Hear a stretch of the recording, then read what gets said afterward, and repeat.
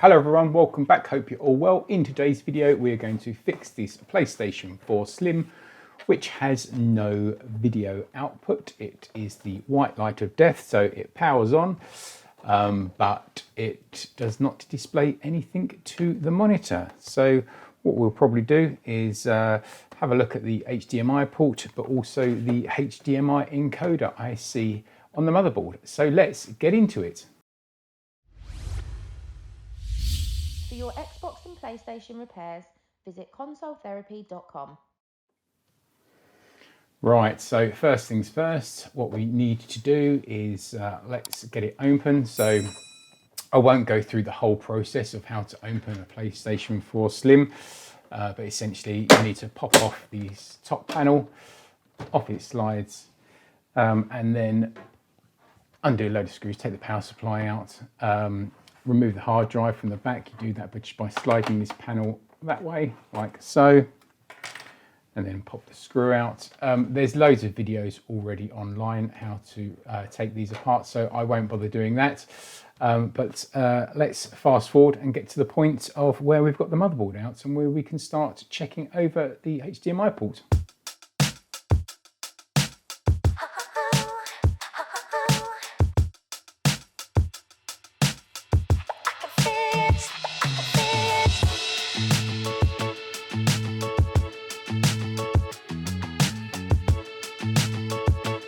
Right, now our problem is likely to be either the HDMI ports here or this Panasonic IC here, which is the HDMI encoder. It could be one of these small little filters along here. There's 4 of them here, which filter out any spikes in the signal before it goes to the HDMI port. But let's take a closer look under the microscope. Right, so here we are under the microscope, and as you can see, that's the HDMI port, and actually it doesn't look too bad. All of the pins look good. What we'll do, let's just quickly check first of all the pins on the HDMI ports just to make sure they're all connected still.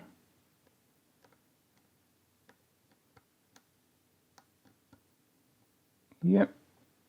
So they're all connected, so that's probably not our issue. Sometimes when you get a lot of cables being connected or disconnected, this black plastic piece of the HDMI port can push back and then it can disconnect from the pads. But this one still looks pretty solid, so I don't think it's that. I actually don't think it's the HDMI port. Just looking at it, it does still look okay, actually, to be honest, the HDMI port. So I don't think it's that being our issue. All looks pretty clean and no breaks in there at all. It might still be the HDMI port, but probably not. So what that does point to is it could be this HDMI encoder here. So this little encoder is responsible for getting all the signals in time and synced up before it outputs to the HDMI port. So it might be an issue with that. But first of all, these along here are the 4 filters that I mentioned previously. Right, 1, 2, 3, 4. And they're just basically like tiny little coils, right? So they just smooth out the signal before it outputs to the HDMI port. If one of these has got an issue on it, then if it's shorted across, then it will obviously stop the signal from going out of the HDMI port. So what we're going to do is just check that. So we are going to put our meter into continuity mode.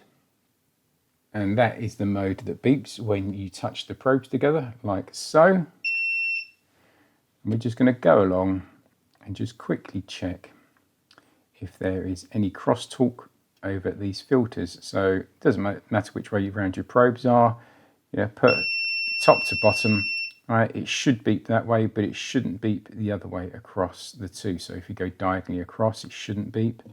So that's good. That's good. That's good. that's good. Good. So no crosstalk on that one either, and no crosstalk on that one. Good. So we know those little filters are okay. So it is more and more pointing towards this HDMI encoder. So let's take a closer look at that.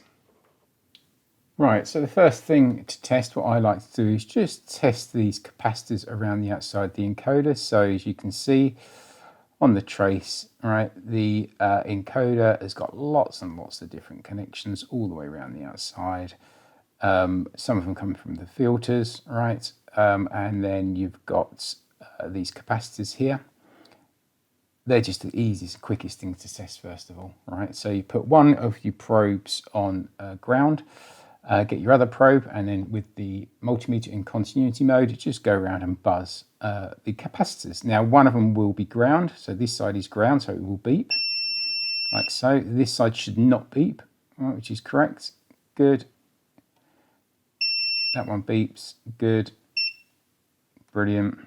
And then this one down here, this side should beep, and this side shouldn't beep, but it is beeping, right, as you can hear. So there's something either wrong with the encoder chip, or there's this capacitor which is actually shorted to ground. So probably the easiest thing to do is remove this capacitor and see if our short's gone, right? See if that beeping stops. If it does, then it's the capacitor at fault, right? If it doesn't, it continues beeping, then it will be this Panasonic IC that is at fault, this encoder, right? So we'll go and do that quickly and just test and just make sure it's not the capacitor before we go ahead and replace the actual encoder IC. So easiest way to replace well, any capacitor, saying that, right, is come in with a little bit of flux, right, around the component you want to remove. What I do like to do is just add a little bit of leaded solder, and you don't necessarily need to do this, but it certainly does help the removal of any components. So we will come in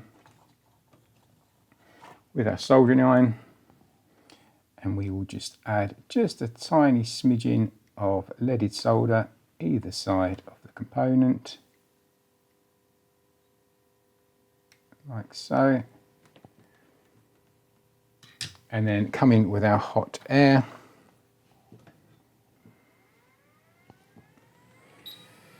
So airflow is at 100% on mine at the minute, and we're at 480. Just to remove it quickly. So warm up the entire area.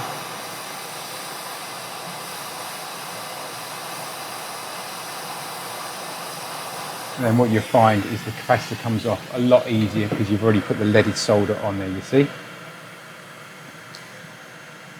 So we'll pop that capacitor one side.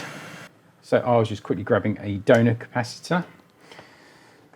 Right, so let's now check to see if we still have our short, right? So one probe on ground, the other probe, we will check this side. This should beep, which it does. This side does no longer beep. So it was the capacitor that was shorted, right? So no beep now. That side's still beeping. No beep. Right, so let's get our donor capacitor from our donor board, put back in place. What I like to do is just grab soldering iron and then just tack it into place on one side, first of all. Like so, so just like hold it into place, grab some flux. Now we're going to drop the airflow on our heat gun and come back in and then just flow that capacitor into place. And surface tension should pull it into place. Once it heats up nicely,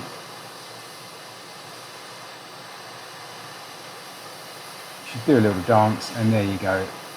Pulls it into place nicely for you, like so. give it a few seconds to cool down, and then we'll come back in and check again. So again, with one probe on ground,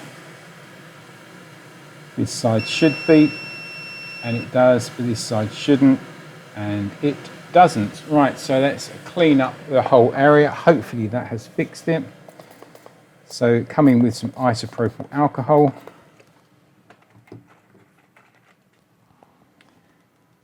Let's clean up the whole area, get rid of that flux.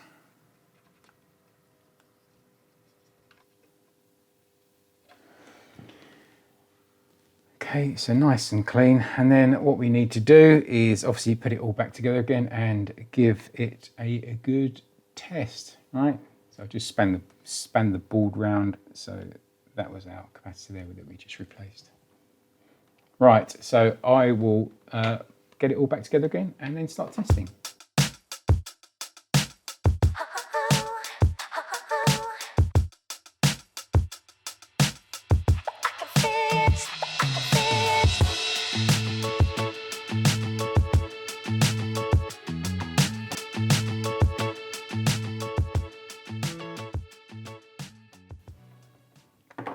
Right, that's it all back together again. Let's see if we get a video output now.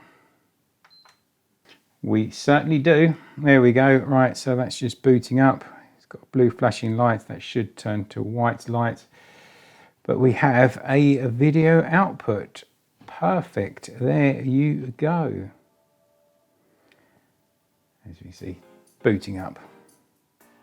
So thanks very much for watching the video. Really appreciate your view. If you did enjoy the video and you found it useful, please consider giving us a thumbs up and sharing this video. It really does help us out. We are posting videos each week now, so please consider turning on notifications as well, so you get notified once we upload a new video. As I say, thanks very much for watching. Take care of yourselves. See you in the next one.